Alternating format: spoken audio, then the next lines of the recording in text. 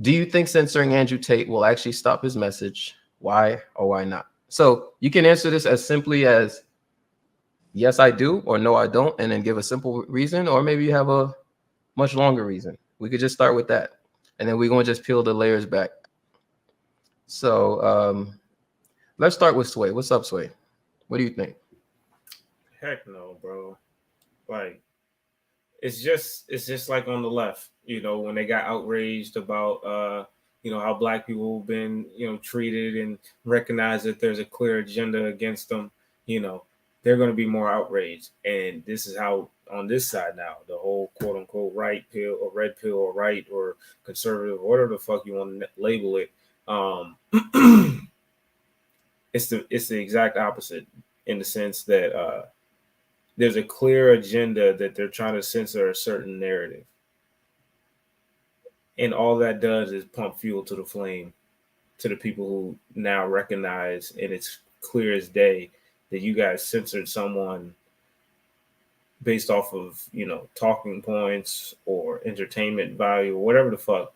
I feel like a lot of times his talking points were taken out of context. So I don't think you'll be able to censor this guy.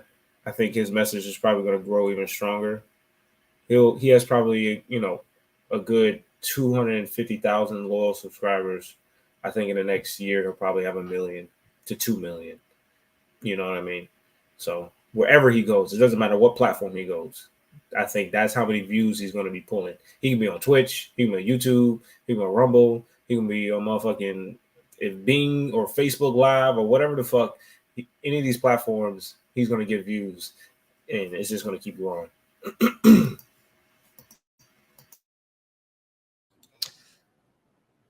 I share a lot of similar views, Sway. We'll get to my points in a second. What do you think, Jedi?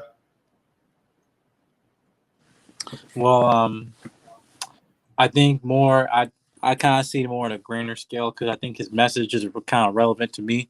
Because this again goes back to censorship. If you censor anybody, would that ideology, would that message be censored itself, right? I mean, I don't want to use the term put Andrew Tate in a Hydra situation, but if you know anything about Hydra, the slogan is you cut off one head and two more will take its place. So it's basically the continuing thing that's going to be happening, where people have message where they feel like they're not being heard, and then someone else will come in and be in that chair, or I guess or whether you call it Iron Throne, whatever it might be. It's going to be someone always going to be sitting in it, regardless of whether you censor them or not. Someone's always going to be replacing it. Does the message ever die? I don't believe so. But that's just a kind of simple way I'm answering the question. In all honestly, can I interject for a second? There already is another guy popping off right now, and right. He's not as like his message isn't as like I guess manly or Sneeko? like Sneeko. Yeah, let's go. Come on, just say Sneeko's been popping off lately, especially when he's been talking to Abba and Destiny and getting on these panels, having these talks. So that guy is blowing up. Andrew Tate's not going away. Fresh and Fizz not going away.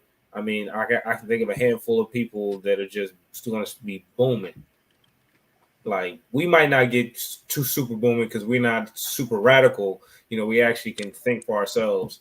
But all these radical right fuck bitches get money type of shit, they gonna be popping the fuck off.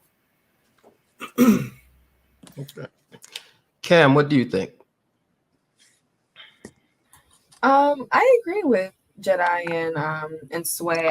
I think that like no censoring him won't actually stop his message because the message is already out. It's been out before him and it's gonna continue to go out even after him. And similar to what Sway said, it's like just banning him just adds like fuel to the fire. And if you think of this YouTube space as like a forest, like the fire is already spreading. It's very much too late to kind of just ban one person. But I know that they're just using him as like some sort of example. But I just think that it's just there's no stopping what has already started. And Cheeky, what's your thoughts on this, Cheeky? So no, I don't think it'll actually stop his message. I think that I think Andrew Tate and most of these guys are a microcosm of a bigger issue, right? So when you leave men ignored and leaderless and forgotten and abandoned and lonely, and I mean, you when you really think about men and their point, their stance in society, it's invisible. Like, and they don't, and they learn, and younger men are learning to look for somebody, because single mother rate doesn't just affect the black community; it also affects the white community around like 56%, which is still above 50. So the society is becoming more matriarchal, and it's leaving men um visionless, purposeless, and all the less. It's just leaving man with a bunch of lack.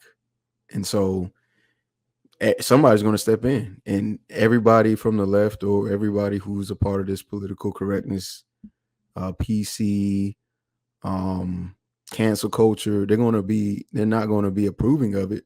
They're going to hate it. Same thing happened with Kevin Samuels. The only difference was he was an ethnic minority who didn't look white. Andrew Tate is mixed. Don't look like it, but him and his brother are mixed. But it wasn't dark enough to pull the race card if somebody tried it. It wasn't. He couldn't play the politics. He couldn't play the identity politics in order to stay around. Kevin Samuels could, which is kind of why he blew up and didn't get banned.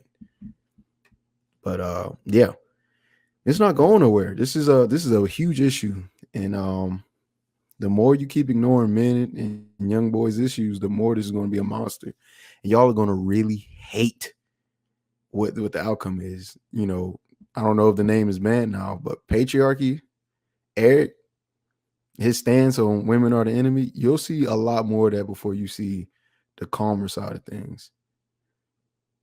That's just my thoughts. Don't ignore men. Cheeky, I'm kind of mad at you right now, right? Because you just stole a couple. In fact, I even have a couple of notes just so I didn't forget. And you just stole one of the. Is that why you sent me last? Like, why did you do that? I was trying to, because I was gonna go to you, but then I'm like, okay, let me just mix it up a bit and let me go to Cam and whatnot. So really, actually, in a way, I saved the best for last. Ooh, Cam's about to get in her feelings. I'm just playing. I'm just playing. This was in no particular order. It was randomized. Don't come for me. Don't at me. All right. Listen, I'm about to go on one of my rants real quick. Okay. I'm going to try to make it as quick as possible, but y'all pretty much already touched on it. I think it's not even Andrew Tate's message is not even Andrew Tate's message. And I think that's kind of what you were highlighting, Chidi. And to me, this banning is actually even more of a sign of how, and I know I'm going to get canceled for saying this, but how stupid most people on the left are, politically, I should say, right? Or at least from a ideological strategy perspective, right? Because they do this every single time and it fails every single time and they never learn their lesson, right? Even if you think to like the actual incel communities, right? Because there's actual incels. I know we want to call all the men we don't like incels, right? But there's actual dudes online who are straight up incels and actually straight up actually hate women, right? I'm not talking about dudes you just don't like.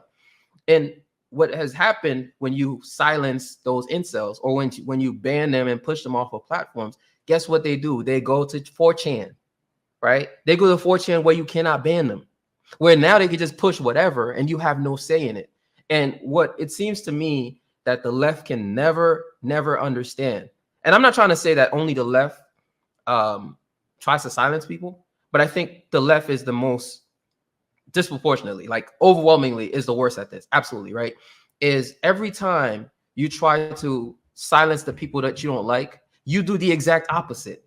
Because what happens is a big part, most groups of people that are controversial, a big part of their ideology is that the world does not want you to know this, right? Even if you think to like flat earthers, right? A big part of their ideology is they're hiding this from you that the earth is flat. And so the more you cancel flat earthers instead of basically intellectually engaging them to basically make it clear how ridiculous the argument about the flat earth is, the more you push them into their own environments where they just push more flat earth propaganda. Now, in the case of flat earthers, it doesn't really affect anybody, at least other than intellect, right? It doesn't really like hurt anybody that you believe the earth is flat, right? Other than just you being stupid, right? But what happens when you have a group of incels, for example, that now end up on 4chan, and it's literally a bubble of just a bunch of other incels and nobody to actually challenge them, then guess what happens? They grow in numbers. And the more you ban them, the more they say, see, this is the reason they're banning us. It's exactly because of what we're saying. And the left does this every fucking time. And it's like they never understand how it's literally counter to exactly how you should fight. Whatever propaganda you may disagree with, whatever information you may disagree with, the best way to attack it is to challenge it intellectually, right? It's to challenge the substance of it. Like there's specific things that, yeah, shout out to Spencer. Like there's specific things that, for example, there's one thing, for example, that I've seen, again, I don't have the full context around this, but that I've seen surrounding Andrew Tate that I could immediately condemn, right? Like the video clip of him, like it appeared like he was whooping a girl, right? But then both the girl and him came out and said they were just engaging in some kinky behavior.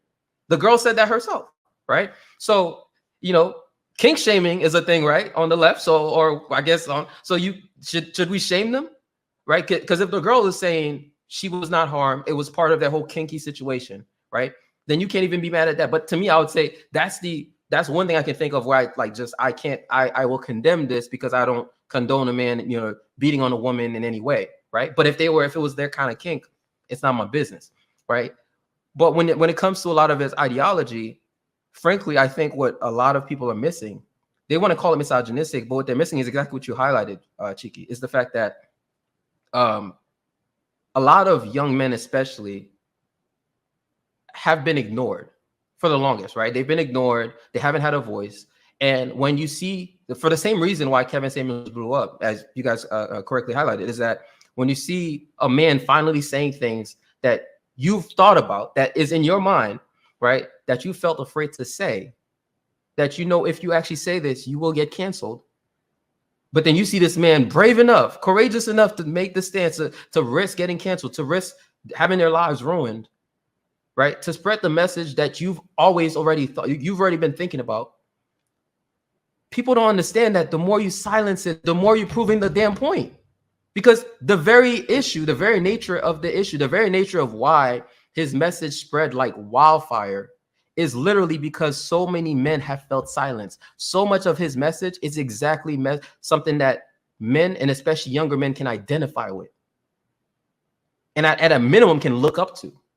Because when you talk about the single mother situation, right? When you start, taking, the proverbial red pill, and you start realizing so many of the things that you never understood about life is because you didn't have a father, right? And now you're like, just desperately looking for a father figure or somebody that can represent that kind of model for you.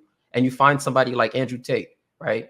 Who has a background as a boxer, right? Who has fast cars, who's literally had a whole cam business where he had 5 girlfriends that he was able to get together, and like all this stuff that a lot of men most of these men could never even get a girl, right? A lot of these dudes, right? They could never even get a girl, and then they see this dude right here. He has multiple girlfriends, and he's on private jets and whatnot, and then he's able to say all these things that they're afraid to say because they don't even have access to the bare minimum in terms of women. And this dude is able to have access to all of them. He's able to also say the things that they want to say. So it's just, to me, it's like the most, it's just the dumbest strategy ever. It's really just the dumbest strategy to try to cancel the people that you disagree with. It's the dumbest strategy. It never works. And even when I see people on the right try to engage in it, I think it's insane. I think it's stupid, right? Because it doesn't work. The best way to challenge it is intellectually. There's things, even when I think Cheeky took an example of Eric, right? A lot of people call Eric an extremist, but if you put his, antics aside, right, and you just listen to the substance of what Eric says, most of his takes to me are not actually that extreme. Now, there's some aspects of it that I could say, like, yeah, you wild for that, right? But most of, like, I'd say a good 90% of what Eric talks about is not extreme. If you just take away, you know, if you put his antics to the side and all the shenanigans that, you know, and whatnot to the side, substance wise, he makes a lot of valid factual points. You can disagree with him, you can feel upset about him, you can feel offended about him. He makes a lot of valid points. Even when he talks about immigrants, he makes a lot of valid points.